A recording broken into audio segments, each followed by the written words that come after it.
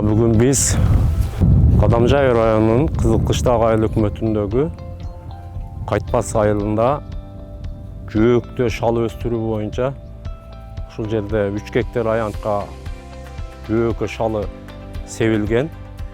Ушул аянтта негизинен 10 күнчө болуп калды себилгенине. Мына шалы чыгып, чыгымдары жакшы.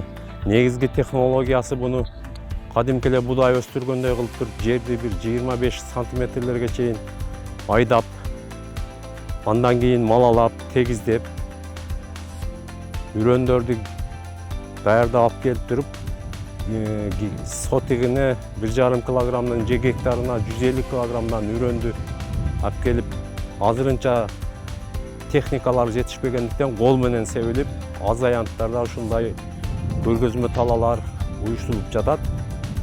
Келечекте биз ушул шалыны жөөктө өстүрүү технологиясын кеңири таркатайлы деген максатта ушундай демонстрация, көргөзмө талааларды уюштуруп жатабыз.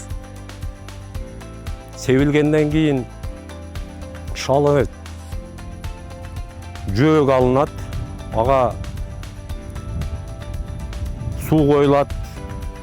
Жерди даярдоонун алдынан гектарына 200 килограммдан амофос, 100 килограммдан диамофоска, азоттук, фосфордук жер семирткичтерди чатыш керек. Алар кийин келечекте жогорку түшүм алыш үчүн өтө көп салым кошушат. Биздин дыйкандар негизинен бир азоттук жер семирткичтерди гана колдонуп шал өстүрүшүп атат. Ошондуктан сапаттары, шалынын сапаты анча жакшы болбой атат.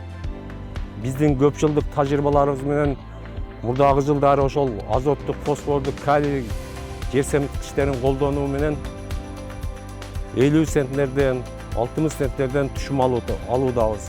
Былтыры дагы биз ушул жөөктө шал өстүргөнбүз. Аз аянттарда көрсөткөнбүз. Ошондо гектарга айлантканда 50-60 центнерден орточо түшүм алынган.